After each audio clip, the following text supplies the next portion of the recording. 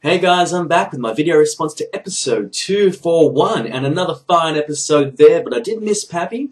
But it was really cool to hear some of the additional audio that was recorded at Blistock. That seemed like an awesome time. And I see Dave Mack has just put up some photos from the, I think they're from the Country Music Museum there, of a console and a few other recording things there. It was really cool. Really enjoyed looking at those photos. And yeah, Dave also put up a plethora of photos of Blistock. Looks like you guys did have a good time. Still jealous about it. Really wish I could have been there. So let's get into this episode. Let's talk about the tent.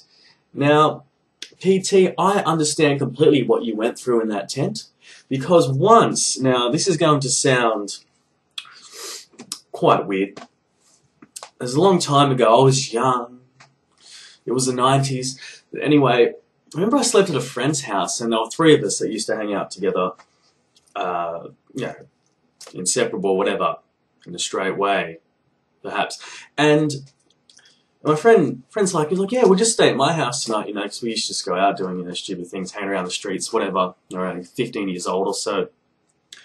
So I was like, all right, you know, we'll stay at his house. So we get back to his place, it's probably like 1 a.m. or something like that, and I'm like, dude, where are we going to sleep? You know, he's like, oh, we'll just all sleep in my bed. We'll sleep head to toe, so it's not gay. I'm like, all right.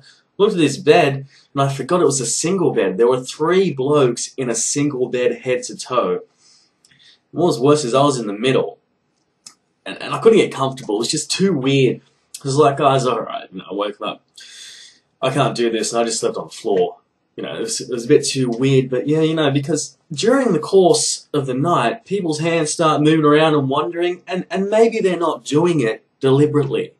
However, it's just too weird for me. They get dangerously close to certain parts of your body. So anyway, I empathise with you, PT. I certainly do, Pipes, you and your wandering hands. So anyway, that was cool that you guys put in the diamond stream and Pipes drinking the water. That was a cracker. I can't say that I would drink water coming from some random man-made stream, I guess, that has a bunch of dirty money in it, but hopefully you got the mojo out of that and it was well worth it. It's kind of funny when he pointed out, oh, is that a security guard or something, or a tour guide? So cool stuff there. Looks like you guys had a lot of fun at that time. And the Corvette Museum. There's a funny thing about locking your keys in the car.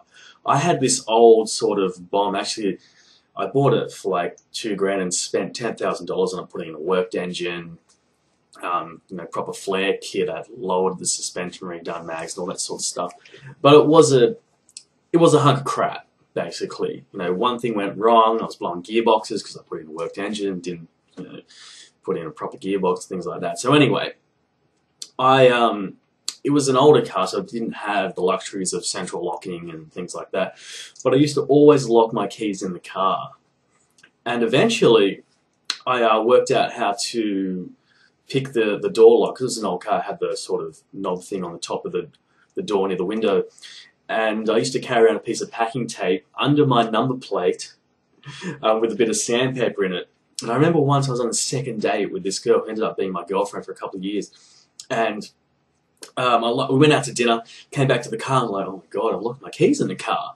She's like, oh, what are we going to do? Should we call, in Australia it's called an NRMA, so the, you know, lock your keys in your car, 24-hour service. I'm like, no, it's cool, I'll open it. I went to my number plate, pulled out the packing tape, jiggled it through the door seal, popped the lock, opened the door for us, and there you go. I guess she was impressed, because we were together for a while, but yeah, I know the feeling. People are looking at you funny. Your car's parked in an awkward place or somewhere I shouldn't really have been parking. But yeah, interesting stuff there. And the guy with the 18-wheeler, I guess you know where the 18-wheeler parking is. What's up next? The Echo Room. That's really cool. There's actually a place here in Sydney. I can't remember where it is. I think it is at Fox Studios Cinema. Oh, I could be wrong. It was a long time where it echoes. Is it? Do you know? It was at some cinema or movie theatre. Anyway, I remember walking through it, talking to one of my friends, and all of a sudden my voice started echoing everywhere. I was like, what the hell's going on here? But yeah, you stand right in the middle, and it just reverberates everywhere. It was really, really cool. That it was good how that came out really nice on the recording, especially with Pipes' deep voice. You could really hear it projecting and bouncing off the walls. Really cool thing to hear. Like, I really enjoyed the episode and how you guys put in little snippets of things here and there from Blissstock, and that's really, really awesome. So let's talk about what's next on the list here. Right, so let's talk about one of Pipes' major high points in Blissstock. Being at Blissstock and being able to relate to people out there who get guitar. Now, I really, really understand what you're talking about, Pipes. When you said you go to work, and if you're lucky enough to have someone else that plays guitar, you know, that will automatically make your day a little bit better if you can talk about music. But let's be honest, us being musicians, if other people that you're around aren't musicians, they don't get it. They'll look at you like you're some type of weirdo, like there's something wrong with you.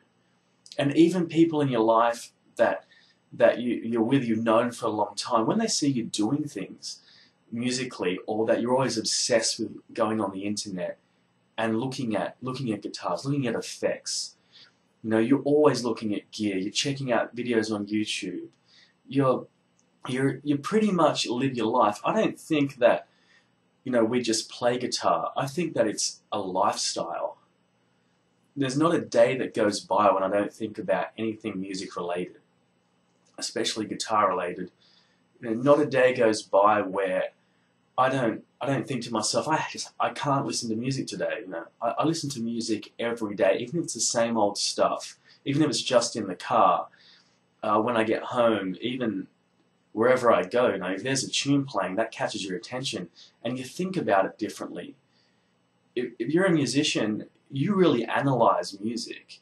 You know, you really look for the key points. If you're a guitar player, you listen for the guitar parts. If you're a vocalist, you listen for the vocal parts and what they're doing with that.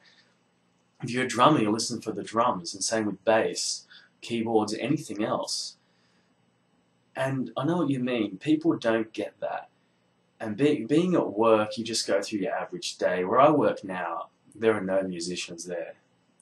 And they don't understand what I do. When I talk about my guitars, when I talk about pedals, and I modify effects pedals and build my own effects pedals, they look at me like I'm crazy, and they look at you like, why would you even bother doing that? You know, they just don't get it. I guess it just doesn't drive them. They don't have any musical passion, or so to speak, in the same way that we do about guitar and associated guitar-related things like effects, pedals, amps, gear. I know exactly where you're coming from. With my old job, there was one guy there that used to play guitar. He used to come into my office, and we just talk about music. And then he left, and work wasn't so great. Even my girlfriend, when she sees me with soldering iron out, building circuits, modding effects, she'll go to me, "Oh, you're doing all that nerdy stuff again." I'm like, "No, it's cool. It's gonna sound better. It's gonna, you know, make me an individual. It's gonna be, you know, it's gonna be cool." And she doesn't get it. She doesn't get it at all. So I completely understand where you're coming from in that respect. I wonder if everyone else on the forum feels the same way.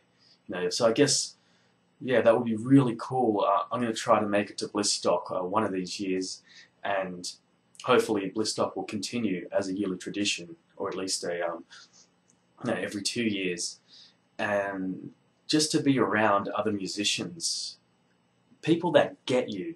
Exactly what you said, Pipes. Completely understand. I thought that was a really good thing to talk about on the episode, and I bet, you know, all the people listening can really relate to it. Unless you're one of those guys that works in a music store, then you're just lucky. So yeah, no, cool thing. Thanks for bringing it up, man. Okay, so Clint's pickup line, I thought that was really awesome, and the way Clint explains things, that's just it makes sense. It makes sense when you know, a lot of people, I guess, they don't really think about things technically in that respect of how something's made. You know, what the process is, why it sounds that way. If you wind it this way, this is what it sounds like. You use this gauge wire, that gauge wire, how many turns equals this. I found that really, really, really fascinating, and I really enjoyed it.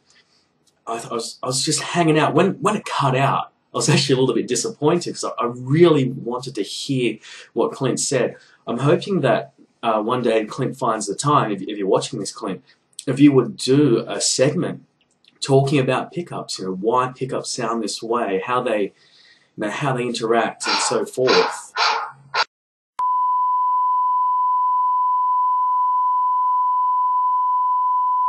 And we're back. The phone rang. So, yeah, I mean, I hope, Clint, that sometime you can just find the time to record something that explains what you were explaining when you wound that pickup, because I just think it's really, really, really cool. I really enjoy the technical aspects of how pickups are made, and the questions people were asking you. They're the questions that I think of as well, and it just made sense when you were explaining it. That is one of my absolute favourite recordings, I guess if you call it a segment or whatever, on the Bliss. I think it's really, really cool. So yeah, really enjoyed that, and hopefully one day you can do a segment on it. Maybe, please. If anyone, what I'm getting into at the moment, I've been obsessed with this for a long time, and if anybody out there, the whole three of you, I think there's 3 now that watch these videos, if you're interested in this, if you'd like me to make a video just explaining the parts, I won't play anything, I can if you want me to. I'm really trying to get into my wah pedal. Here's a wah circuit board, which I can use to point out what parts you would change to manipulate the sound, or what you would mod, and that sort of thing. This is a Crybaby circuit board from, it says on the back, 1992. Who would have thought? One thing I'm constantly working on is my wah pedal, the one that I resurrected. There's nothing original about this but the case. I guess you don't see too many red wah pedals out there. This is my Sorcerer wah, I call it. It's actually a, there you go. It's actually was a clone of a Jeffrey Teese RMC Wizard wah. It's not anymore. It's not really anything like that anymore. But if anybody wants to know from my trials and errors and that sort of thing, if you're interested in how to mod wah pedals, how to manipulate the sound, how to get them to work with you, because this is a very personal effect, much like a pickup, and how you interact with it and what you want from it. A wah pedal will work a different way with different pickups, with different output levels of pickups, with different effects here and there. What you put into it will only work with an amplifier in a certain way. You'll get certain frequencies that'll jump out with different amplifiers and things like that. And I'm fascinated. I can't really use a wah very well, but I'm fascinated by the things. I've got 2 wah pedals. They're both Crybaby bass pedals, inductor pedals, and yeah. So if anybody wants some sort of like detailed explanation on what to mod and what will change in these sort of Crybaby based circuits or Vox based circuits, let me know, and I'll be more than happy to make a video explaining, what does what, how it changes. Now this is just common knowledge. You can look that up on the internet, and there's many articles on. There's a really good one by I think it's called GeoFX or GeoFX that explains everything. I learned a lot from just reading that one article. It's pages and pages long, but really cool thing. But yeah, like the pickups, I really enjoy the technical aspects of the circuitry. You can call me a nerd if you want to, but it's for guitar, so it's cool, right? Yeah. So Clint, yeah, and PT, thanks for recording that when Clint was winding that pickup. That's really cool. And last thing, the outro track, another live track.